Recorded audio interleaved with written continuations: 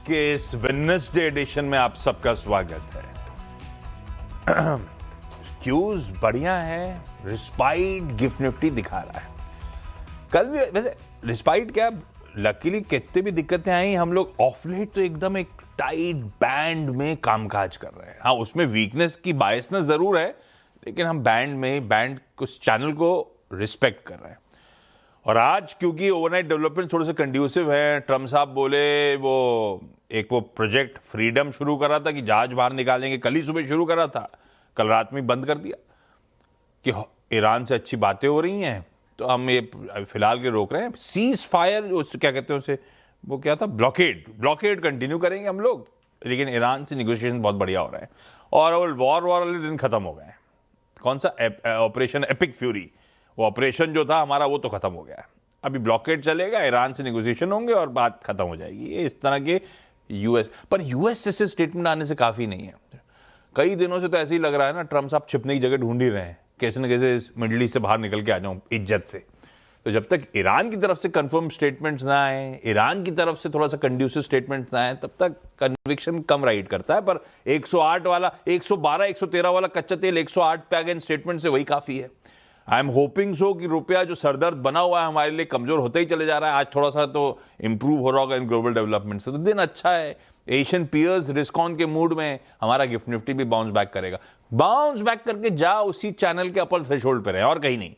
तो देखना होगा उसके बाद बाजार का बिहेवियर क्या होता है। भाई साहब, स्टॉक्स कौन से चुने आज के लिए? स्टॉक्स और मार्केट में तो जबरदस्त एक्शन है। एक दिन तेजी, एक दिन गिरावट, एक दिन मंदी, बहुत उतार चढ़ाव यहाँ पर देखने को मिला। आज तो गिफ्ट निफ्टी बढ़िया, तकरीबन 200 अंकों की बढ़त के साथ खुलने के संकेत दे रहा है। और बड़े दिनों के बाद ग्लोब की भी पिक्चर बढ़िया देखने को मिली, जहाँ पर यूएस के मार्केट्स में तेजी थी। कमोडिटीज़ में एक्शन जो था वो हमारे मार्केट्स के लिए फेवरेबल साइड पर है। खबरों के लिहाज से बड़ा एक्टिव डे है। नतीजों की लिस्ट बहुत सारी है, जो कैबिनेट के फैसले आए हैं इसके चलते भी बहुत सारे स्टॉक्स और सेक्टर्स पर एक्शन देखने को मिल सकता है। शुरुआत मैं करूंगा कैपिटल मार्केट की थीम के साथ। इस थीम की चर्चा लगातार हम करते जा रहे हैं, चाहे मार्केट शेयर की बात हो या फिर एडीटीओ का जब डेटा है, हर बार हमने आपके साथ स्टॉक्स को शेयर किया है। और आज भी सबसे पहले आप देखें तो BSE limited undisputed wealth creator है। पिछले 5 साल में ज़बरदस्त निवेशकों की कमाई की है, वेल्थ बना के दिए स्टॉक ने। अब बीएसई के जो नतीजे आ रहे हैं वो नतीजे कल आ रहे हैं, लेकिन कल नतीजे आ गए थे एनएसई के। और एनएसई के नतीजे आप देखें, मुनाफा सीक्वेंशियल तौर पर, क्योंकि एक जैसा ही कारोबारी बिजनेस है, सीजनैलिटी तो इनके बिजनेस में होती नहीं है, तो क्वार्टर एंड क्वार्टर ये देखेंगे इसे, मुनाफा 19% बढ़ा है, आय में 22% की बढ़त देखने को मिली है। पूरे FY26 में एनएसई ने 10,302 करोड़ का मुनाफा दर्ज किया है। आय भी देखें तो ज़बरदस्त 18,713 करोड़ की देखने को मिली है। ये पूरे साल के आंकड़े मैं आपके सामने रख रहा हूँ। और अच्छी बात यह कि FY26 के लिए मैनेजमेंट ने 35 रुपये प्रति शेयर का डिविडेंड का भी ऐलान किया। तो एनएसई के नंबर्स बहुत स्ट्रॉन्ग है।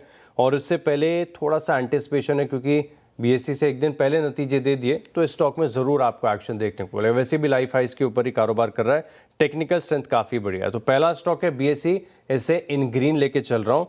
दूसरा स्टॉक भी नतीजों पर है, लॉयड मेटल्स, यहाँ पर आप फोकस रखेगा, नंबर्स बढ़िया लग रहा है। टॉप लाइन देखें तो 19% की बढ़त है, 5,058 करोड़ से बढ़कर 6,020 करोड़ का आंकड़ा देखने को मिला। ऑपरेटिंग फ्रंट पर नतीजे शानदार हैं, 45% की बढ़त देखने को मिली है, 1,758 करोड़ से 2,545 करोड़ का आंकड़ा है, जो 34-35% के एबिटा मार्जिन से अब वो बढ़कर तकरीबन आप समझ लीजिए 42.3% के देखने को मिला है। मुनाफे के आंकड़े में भी 36% की बढ़त है, 1,047 करोड़ से 1,420 करोड़ का आंकड़ा देखने को मिला। इससे बेहतर नतीजे हो नहीं सकते। हर पैरामीटर पर परफॉर्मेंस में ग्रोथ आई है, इसी के चलते लॉयड मेटल्स ये दूसरा स्टॉक है जिसे रखा है ग्रीन। परफेक्ट है।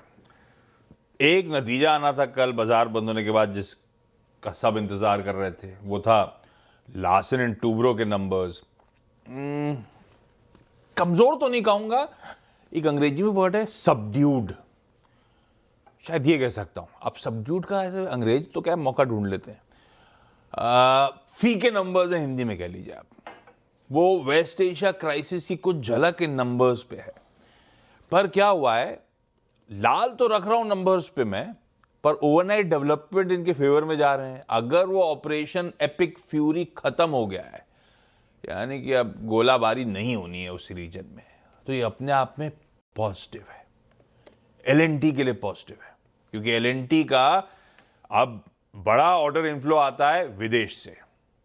हिंदुस्तान से ज्यादा ऑर्डर इनफ्लोज विदेश से आ रहे हैं, और विदेश में भी ज्यादातर सारे ऑर्डर इनफ्लोज मिडल ईस्ट से आते हैं। अगर वहां पे ये गोलाबारी खत्म ही हो रही है ले दे के, तो ये बड़ी पॉजिटिव है। लेकिन अभी मैं नंबर्स पे शेड दे रहा हूं लाल का, अगर मेरे पास मौके होते तो मैं होल्ड का कॉल देता, मतलब वो जो शेड होता है ब्लू का। क्यों थोड़ा सा फीके लग रहा है मुझे? आय में 11% का उछाल है, 12.5% एक्सपेक्टेड था, ठीक है, in line type. EBITDA operationally थोड़ा सा चैलेंजिंग हो गया कि इबीटा केवल 5% बढ़ा। भाई स्ट्रीट मान रहा था इबीटा आय अगर 12.5% बढ़ने वाली है तो इबीटा 13.5% बढ़ रहा होगा, थोड़ा बहुत मार्जिन गेन हो रहे होंगे। यहां पे उल्टा हो गया, इबीटा एकदम 5% बढ़ा, मार्जिन इसीलिए 60 बेसिस पॉइंट्स गिर गए, जबकि मान के चला जा रहा था कि 10-20 बेसिस पॉइंट्स इंप्रूव हो रहे होंगे, स्लाइट इंप्रूवमेंट होगा या मार्जिन डिफेंड हो रहे होंगे। तो ऑपरेशनली थोड़ा सा दिक्कत आ गई, इसलिए मुनाफा 3% गिर गया। तो थोड़ा बहुत लग रहा है वो वेस्ट एशिया का क्राइसिस असर कर रहा है। उसका असर एक और है, ये सिर्फ मार्च महीने में वॉर था, क्योंकि फरवरी 28 की रात से शुरू हुआ था। ऑर्डर इनफ्लोज गड़बड़ा गए, साल दर साल देखूं अदरवाइज, क्योंकि फाइनेंशियल क्लोजिंग है तो हर जगह ऑर्डर इनफ्लोज में आप FY26 के ऑर्डर इनफ्लोज रिकॉर्ड, वो तो सच है यार, उसमें कोई शक नहीं है। एलएनटी की ऑर्डर बुक से कोई इशू नहीं है, साल दर साल लेकिन एकदम फ्लैट है, 0.2% का जंप है ऑर्डर इनफ्लो में। तो वो तेजी पे टूल लगा उसकी। और मैनेजमेंट कह रहे हैं कि डिसरप्शंस Q1 और Q2 यानी कि इस साल FY27 की पहली छमाही में कंटिन्यू कर रहे होंगे, तो इसीलिए लाल रखा है। पर खैर टफ एनवायरनमेंट में डिसेंट परफॉर्मेंस, इसमें कोई शक नहीं मुझे। पर वो क्या है, अप्रैल, अब Q1 में तो इंपैक्ट वैसे ही देखने को मिलेगा, अभी तो वॉर चल ही रहा है, और अब मई में आ गए, अप्रैल और मई 1.5 महीना तो गए ही गए इस क्वार्टर का। इंटरग्लोब एविएशन को यूज कर लिया मैंने उसी मिडिल ईस्ट क्राइसिस में जो थॉ दिखने को मिल रहा है। एलएनटी तो नंबर्स पे लाल कर दिया था, तो इसको मैं ग्रीन कर देता हूं। एक तो सच में, एक तो रीजन वही है कि मिडिल ईस्ट क्राइसिस अगर वो खत्म हो रहे हैं तो इन सब कंपनीज का सरदर्द धीरे धीरे अब खत्म होगा। इनके लिए बहुत सरदर्द है, कच्चा तेल तो एक ही पार्ट है उस सरदर्द का। मिडिल ईस्ट बहुत बड़ा कैचमेंट एरिया था, और दूसरी इशू एक और है कि डिटूर जो करने पड़ते हैं इनको यूरोप और यूएस जाने के लिए, वो सब इनके फ्यूल कॉस्ट को ऐड ही कर रहा होता है, इसलिए चैलेंजिंग हो गया था। खैर, कल हुई कैबिनेट बैठक में emergency credit line guarantee scheme की मंजूरी आई है, ECLGS 5.0। 100% MSMEs, 90% नॉन MSMEs और एयरलाइन सेक्टर के लिए गारंटी कवर है, ताकि वेस्ट एशिया क्राइसिस के चलते जो शॉर्ट टर्म लिक्विडिटी मिसमैचेस हो रहे होंगे उसकी भरपाई हो पाए। और क्वांटम ऑफ सपोर्ट समझिए, एयरलाइंस के लिए 100%, मतलब कि 1500 करोड़ रुपए तक कैप्ड है, सपोर्ट दिया जाएगा। और ये टेनर ऑफ लोन्स एयरलाइंस के लिए 7 साल के लिए होंगे। मोरेटोरियम डिसबर्समेंट्स पे 2 साल का मोरेटोरियम होगा। खबर अच्छी है, मैं इसे ग्रीन ही रख रहा हूं दोनों डेवलपमेंट्स के दम पर। अगले दो कौन से भाई साहब? अगले 2 स्टॉक्स हैं, फोकस रखेगा। नतीजों के बाद और कुछ नतीजों की बात कर लेते हैं। कोफोर्ज की बात करेंगे। आईटी स्टॉक्स में एकाएक बड़ी गिरावट यहाँ पर देखने को मिल रही है। अब कोफोर्ज के नंबर्स आए, नंबर्स में हाईलाइट मैं आपके साथ शेयर कर देता हूँ। सबसे पहले नंबर्स आप देखें तो ये अनुमान से बेहतर देखने को मिला है। जो फ्री कैश फ्लो कन्वर्जन्स हैं ये बहुत बढ़िया देखने को मिले। टोटल डील मील्स जो क्वार्टर के दौरान रही हैं बढ़िया रही हैं। पिछले साल के मुकाबले जो डील विंस का एग्जीक्यूशन है इसमें 16% की बढ़त देखने को मिली है। 2% की कांस्टेंट करेंसी ग्रोथ आई है, ये तकरीबन सीक्वेंशियल तौर पर है। वहीं रेवेन्यू ग्रोथ आप देखें तो 21% के आसपास की है पिछले साल के मुकाबले। अच्छा, नंबर्स तो इसके बहुत बढ़िया हैं। आईटी सभी स्टॉक्स वेल करेक्टेड हैं तो हमें समझ में आ रहा है, लेकिन कोफोर्ज में एक और ख़ास बात है कि वैल्यूएशन का कंफर्ट है, क्योंकि अगर आप 1 साल की फॉरवर्ड ईपीएस के हिसाब से देखें ना तो इसकी जो वैल्यूएशन निकल कर आ रही है 19 टाइम्स का पी निकल कर आ रहा है। तो वैल्यूएशन का कंफर्ट है, नंबर्स बढ़िया लगे हैं, और लाइकली मैं एक्सपेक्ट करके चल रहा हूं कि नतीजों के बाद थोड़े बहुत अपग्रेड्स भी आपको स्टॉक पर देखने को मिलेंगे। तो कोफोर्ज कल 1.5% चला था नतीजों से पहले, इस स्टॉक को इन ग्रीन लेके चल रहा हूं। इसके अलावा आप देखें तो ये जो कैबिनेट के फैसले आए हैं और वहाँ पर जो एमएसएमई सेक्टर को राहत देने की बात कही गई है सरकार की तरफ से। जो वेस्ट एशिया का तनाव चल रहा है तो जो छोटी कंपनीज के ऊपर इम्पैक्ट आया था, तो कहीं ना कहीं मार्केट थोड़ा सा नर्वस हो रहा था कि अब इस अगर एमएसएमई सेक्टर के ऊपर दबाव आता है तो कहीं ना कहीं बैंकिंग सिस्टम में भी थोड़ी सी दिक्कतें देखने को मिल सकती है। लेकिन फिलहाल के लिए अगर आप देखें तो ये जो इंक्रीमेंटल राहत दी गई है ये अपने आप में बैंकिंग सेक्टर के लिए सीधे तौर पर पॉजिटिव बताई जा रही है। तो इसी के चलते एक्सिस बैंक ये भी एक ऐसा स्टॉक है, और वैसे भी आज तो गिफ्ट निफ्टी तकरीबन 200 अंकों की बढ़त के साथ खुलने के संकेत दे रहा है। पिछले 1-1.5 हफ्ते से देखें तो बैंक निफ्टी ने कुछ खास कमाल किया नहीं है, लेकिन स्ट्रेंथ है। नतीजे मोर और लेस आप देखें तो ज़्यादातर प्राइवेट बैंक से नतीजे मार्केट को पसंद ही आए थे, तो एक्सिस बैंक के स्टॉक को भी इन ग्रीन रखा है।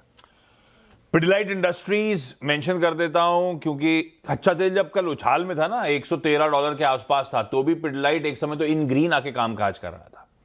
बहुत समय से दायरे में फंसा हुआ स्टॉक है। पेंट्स कल लाल करे थे मैंने, एशियन पेंट। पिडिलाइट आज ग्रीन कर रहा हूं, क्रूड कूल ऑफ हुआ है सिंपली पुट, और मुझे फंडामेंटली बहुत स्ट्रांग लगती है कंपनी। इसका मोट बहुत स्ट्रांग है, तो मौके होते हैं इस तरह के जब मूड सुधरता है तो पिडिलाइट इन ग्रीन रखते हैं। खैर वो आपका एडवाइजर ज्यादा अच्छा गाइड करेगा। वोडाफोन आइडिया कल शाम को बाजार बंद होने के बाद आया अपडेट कि श्री कुमार मंगलम बिरला साहब, जो अब तक नॉन एग्जीक्यूटिव डायरेक्टर थे, नॉन एग्जीक्यूटिव चेयरमैन बन जाएंगे विद इफेक्ट फ्रॉम 5 मई, यानी कि कल से। हालांकि नॉन एग्जीक्यूटिव चेयरमैन है, ध्यान रखिएगा, पर मैं इसे ग्रीन इसलिए ले जा रहा हूं, इस पे रिटेल के लिए है नहीं स्टॉक, जो फंसे हुए हैं उनके लिए अच्छी खबर है तो ग्रीन ही। एक तो बड़ा सेंटिमेंट बूस्टर है, सालों बाद प्रमोटर्स फॉर्मल लीडरशिप के रोल में आ रहे हैं, तो कहते हैं ना skin in the game. Historically Birla साहब का जब भी इन्वॉल्वमेंट आया, बीच में आपको याद होगा वो स्टेक वेक खरीदा था उन्होंने बाजार से, तब स्टॉक स्पाइक करा था। हमेशा बाजार को बिरला साहब का इन्वॉल्वमेंट अच्छा लगता है। और इस समय हाईलाइट ये कि एजीआर बकाया रिड्यूस होने के बाद बैंक्स के साथ एक्टिव नेगोशिएशंस चल रहे हैं, 35,000 करोड़ रुपए जुटाने हैं। आई एम श्योर बैंक्स को कंफर्ट मिलेगा जब बिरला साहब नॉन एग्जीक्यूटिव ही सही चेयरमैन के तौर पे जब नजर आएंगे। तो मैं ग्रीन ही रख रहा हूं, और आइडिया फोर्ज फिर मेंशन कर रहा हूं। कोई ट्रेड कल भी नहीं मिला था, कल 10% सर्किट पे चला गया था स्टॉक। कल फिर लास्ट ट्रेड हुआ है। परसों कौन हुआ था? सोसाइटी जनरल ने खरीदे थे। कल बीएनपी पारिबा फाइनेंशियल मार्केट्स ने 5 लाख शेयर और खरीद डाले। एक नतीजे ने कैसी तस्वीर बदल दी स्टॉक की।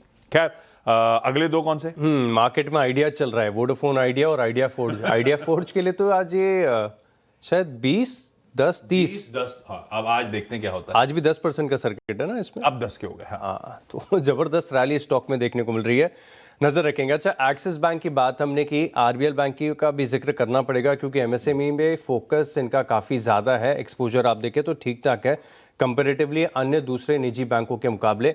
आरबीएल बैंक को इन ग्रीन रखने का कंफर्ट इसके लिए भी आ रहा है क्योंकि स्टॉक की पूरी तरीके से री रेटिंग हो गई है। पिछले 1 साल में देखें तो स्टॉक ने क्या ज़बरदस्त प्रदर्शन किए हैं, क्या बड़े मूव यहाँ पर देखने को मिले।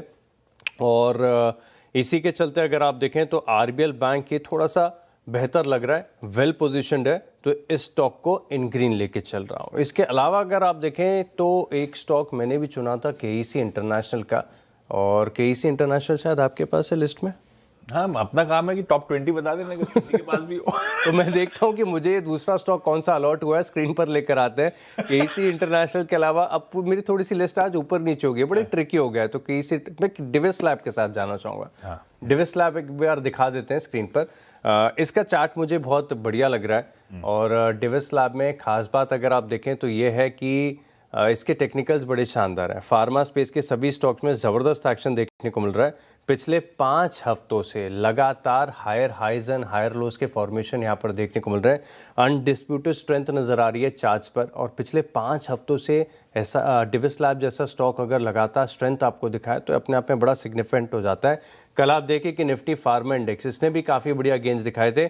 तो डिविस लैब है ये स्टॉक, मेरी तरफ से इससे इन ग्रीन रखेगा। और केईसी इंटरनेशनल जिसकी अभी भी आशीष ने चर्चा करी, दरअसल कुछ नहीं, कल मल्टीपल ऑर्डर्स मिलने की बात हुई थी। 1002 करोड़ रुपए के 1000 करोड़ के ऑर्डर्स मिले, इसलिए इन ग्रीन कर दिया। हालांकि मिडिल ईस्ट एक्सपोजर इसका भी है, पर ये स्टॉक खबरों खबरों पे पता नहीं कब चलता है कब नहीं चलता, कोई भरोसा नहीं है। खबर अच्छी है, इसे सिर्फ इन ग्रीन, आप सिर्फ वॉच पे रखिए। ब्रेक के उस पार अगले 4 पे बातचीत।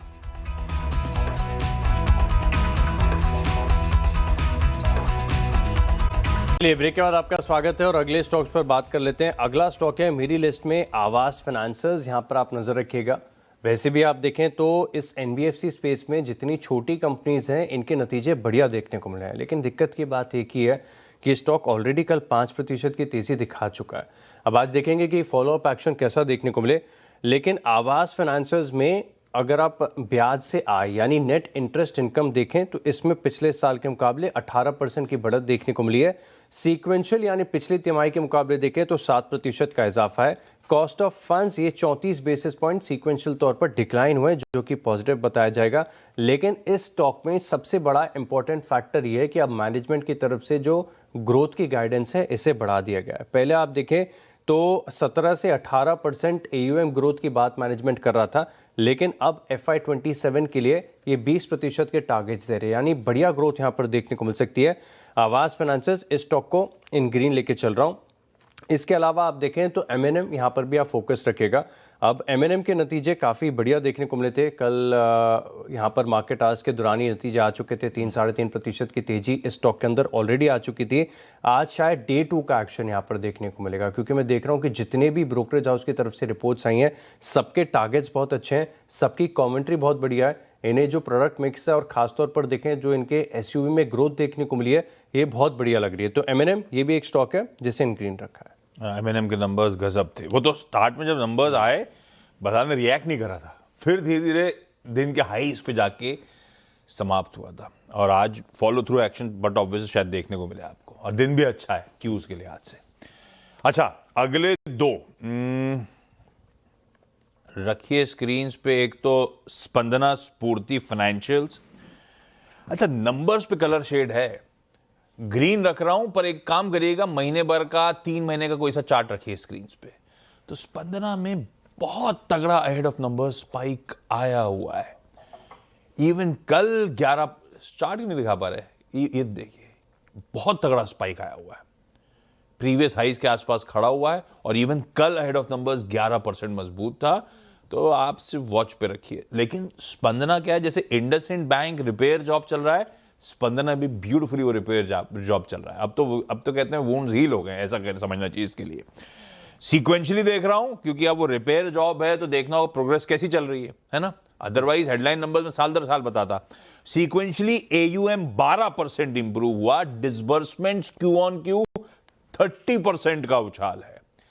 कलेक्शन एफिशिएंसी हर क्वार्टर इंप्रूव होते होते 99.7% पे आके खड़ी हुई है। कंसिस्टेंट इंप्रूवमेंट है मंथ ऑन मंथ। इन्होंने अपने इन्वेस्टर प्रेजेंटेशन में दिया हुआ हर मंथ के साथ मंथ ऑन मंथ इंप्रूवमेंट, और मार्च पे आके पीक कर गई। अब पीक इन द सेंस अब तक का हाईएस्ट हो गया। आई एम अज्यूमिंग पीक ना हुआ हो, लेकिन 99.7 तो ऑलरेडी आ ही गए। फिलहाल मेरे ख्याल से राइट्स इशुएंस करा था कुछ समय पहले इसने, बढ़िया कैपिटल एडिक्वेसी 36% CAR पे खड़े हुए हैं। एसेट क्वालिटी इंप्रूव हो रही है। ग्रॉस NPA 4.2 से 3.8% Q on Q, net NPA 0.9 से 0.7%। नंबर्स अच्छे हैं। प्रॉब्लम है कि ऑलरेडी बाजार अति उत्साहित हो रखा था नंबर से पहले। यूको बैंक मैं मेंशन इसलिए कर रहा हूं, हालांकि जब GST वाला मामला आया था तो भी बहुत निगेटिवली रिएक्ट नहीं करा था, लेकिन GST एक डिमांड आई थी इनकी 1473 करोड़ रुपीस की, इन्होंने अपील करा था। बट ऑब्वियसली इतनी बड़ी डिमांड आएगी तो अपील कंटेस्ट तो करोगे ही आप। कंटेस्ट करा, वो 1415 करोड़ रुपए की डिमांड रिड्यूस होकर आ गई 4.8 करोड़ पे। तो एटलीस्ट सेंटिमेंट पॉजिटिव है, मैं यूको को ग्रीन रख रहा हूं। अगले दो कौन से भाई साहब? आखिरी 2 स्टॉक हैं और D2 के एक्शन पर ही फोकस करेंगे। M&M के बाद मेरे को यहाँ पर भी कल मार्केट आज के दौरान नतीजे आए थे, और नतीजे बढ़िया थे, स्टेडी नंबर्स थे। शायद मार्केट ने इसको पूरी तरीके से समझा नहीं। स्टॉक आप देखें तो थोड़ी सी डिप दिखा गया, लेकिन उसके बाद बड़ी रिकवरी और तकरीबन 2.5-3% की तेजी के साथ ये स्टॉक बंद हुआ। अब इस स्टॉक में खास बात है कि जो इंटरनेशनल बिजनेस है, यहाँ पर मिड टीन्स की आपको वॉल्यूम ग्रोथ देखने को मिल सकती है, और इनका एक सेगमेंट है वाहो, यानी value added hair oil segment, और इसमें ग्रोथ बहुत बढ़िया देखने को मिल रही है। ब्रोकरेजेस थम्स अप दे रहे हैं नतीजों के बाद, सबको पसंद आया है। और आपको याद होगा कि कल आपको एक रिपोर्ट बताई थी स्टेपल्स पर डाबर की, और डाबर में देखें तो कल 3-3.5% की तेज़ी आ चुकी थी। तो मेरे को ये भी स्टॉक है जैसे डे 2 के एक्शन के चलते आप अपनी लिस्ट में शामिल करेंगे, इन ग्रीन लेके चल रहा हूँ। आखिरी स्टॉक है हिंदुस्तान कॉपर। यहाँ पर आप फोकस रखिएगा। खास बहुत दिनों से एकदम सबड्यूड है, कोई ज़्यादा खास बातचीत नहीं कर रहा है। एक समय ऐसा था कि दिन में 4 बार हम कॉपर और सिल्वर की कीमतें देखते थे, लेकिन अब तो साइडलाइन ही हो गया, कोई ज़्यादा बात ही नहीं करता है। कल देर रात देखें तो थोड़ा सा इंच अप देखने को मिला। लगातार गिरावट के बाद कॉपर की कीमतों में थोड़ी सी तेज़ी देखने को मिली है। आज मार्केट का मूड माहौल काफ़ी बढ़िया है। ये एक लॉन्ग टर्म थीम रही है कॉपर की और पूरी तरीके से इंटीग्रेटेड सिर्फ और सिर्फ हिंदुस्तान कॉपर ही है। देखेंगे कि आज अच्छे बाजार में कैसा एक्शन हो। तो ये आखिरी स्टॉक है जिसे रखा है इन ग्रीन।